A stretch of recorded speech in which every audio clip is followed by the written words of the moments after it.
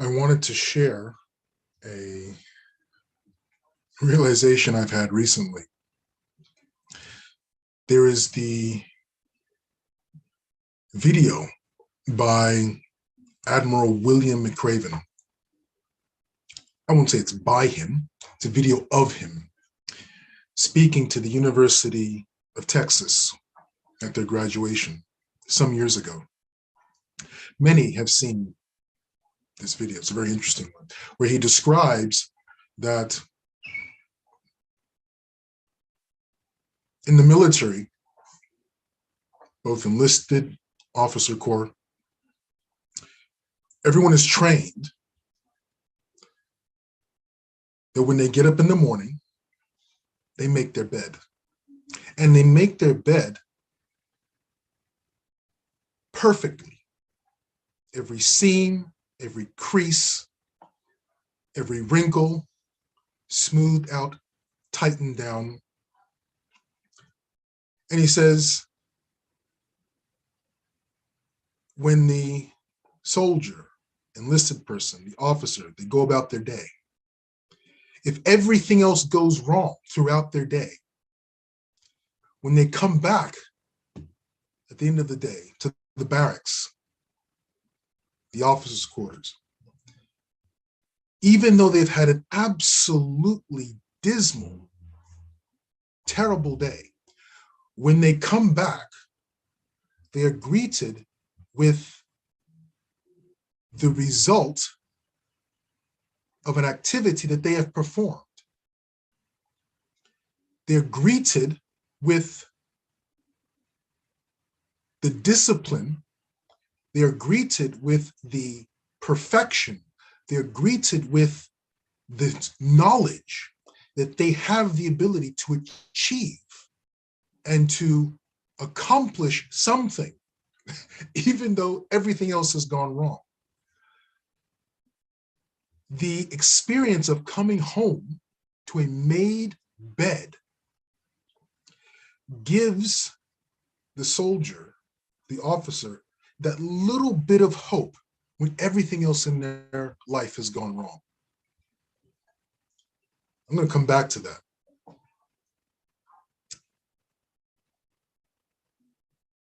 Because of my work, recently I've wanted to take on some continuing education courses. And it was a workload that is quite full. So my day is completely packed from sunup to sundown.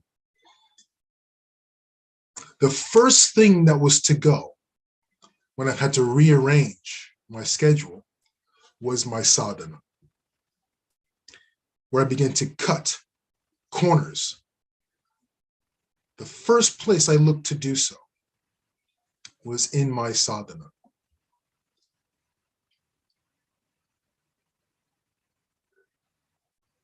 Juneteenth, the new federal holiday, has come and gone, but leading up to it a few days ago, because of the work that I do, I had to attend some events. And so I had to make some remarks. So I was doing a little bit of research. And I came across one of my favorite sayings by Dr. Martin Luther King, wherein at one point in the height of the civil rights struggle of the 60s, and he was under immense pressure and he was under immense scrutiny, enormous demands on his time. His secretary came into his room and he said, "Dr. King, we've got to get going. We have this to do, that to do, this to do, that to do." Our schedule's completely packed from sunup to sundown and beyond.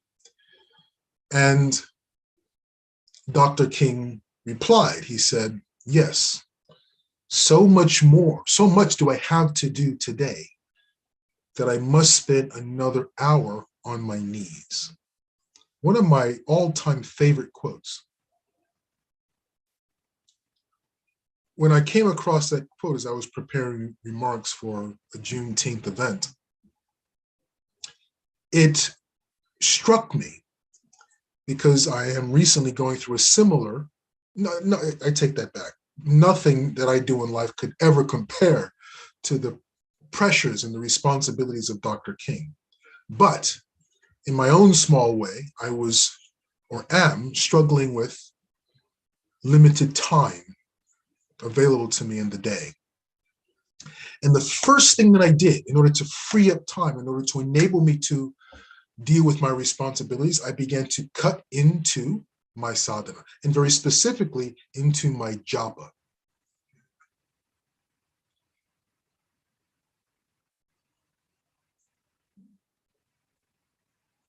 And this is not something that is unique to me. In my devotional life, in my sharing, my experiences, my realization with numerous devotees, numerous friends, Vaishnava friends, we've all recognized that when the going gets tough, the first thing that suffers is our sadhana in terms of our commitment to do it, to get it done. So 2 days ago, when I was having this realization, it really caused me to just stop, reevaluate, reassess, and reprioritize my day, to put my japa front and center. And as I was going through this realization, these are not new realizations for any of us who are, particularly any of us who are initiated Vaishnavas. We always go through these, as I like to say, peaks and valleys when we struggle with our sadhana and when we do really, really well in terms of our sadhana. But just at this particular juncture, a few days ago, when I was going through this and this realization, it really made me recognize that our sadhana, our japa specifically, at least for me, has to be front and center. It has to go from being, first it has to start being the made bed, right? It is something that has to be, no matter what else happens in our life, our japa must be done. Even if it is the chore of being a made bed. So that when everything else in our life goes absolutely to pot,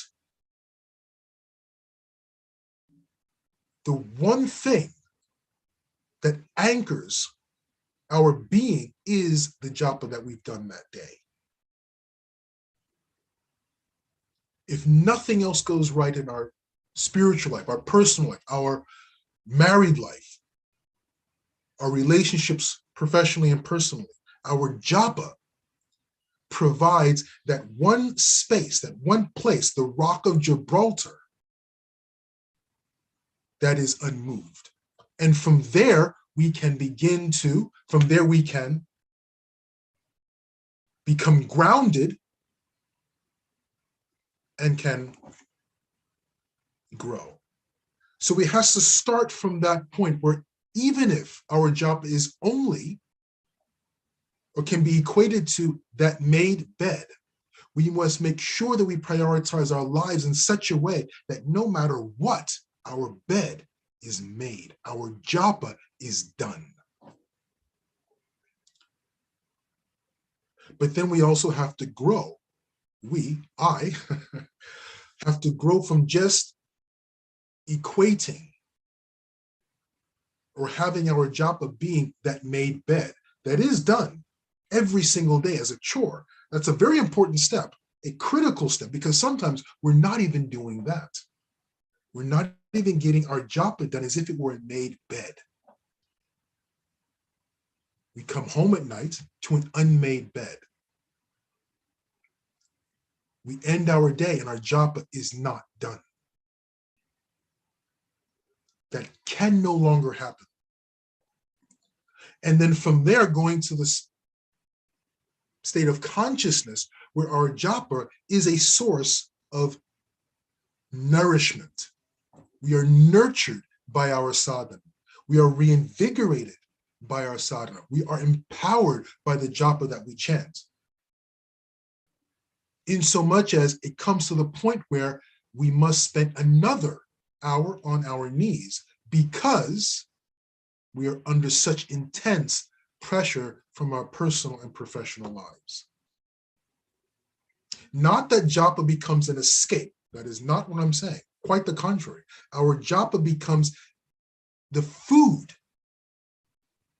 the nourishment that enables us to tackle the activities, the pressures, the demands, the responsibilities of our daily life. We are nurtured by our japa. In order to come to the place where our japa is sustenance, where our japa is the air we breathe, the air that necessitates, the air that we require in order to exist, then we have to get a taste from our japa chanting. We have to have a relationship with our japa, a relationship with Krishna, because without it, our japa will not hold that place. It'll be something that we put aside while we find other ways to nurture our being when we're going through a very, very difficult aspects and challenges of life, these hills and valleys of life. Our japa has to become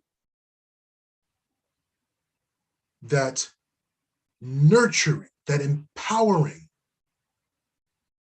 aspect of our lives. Hari Hari.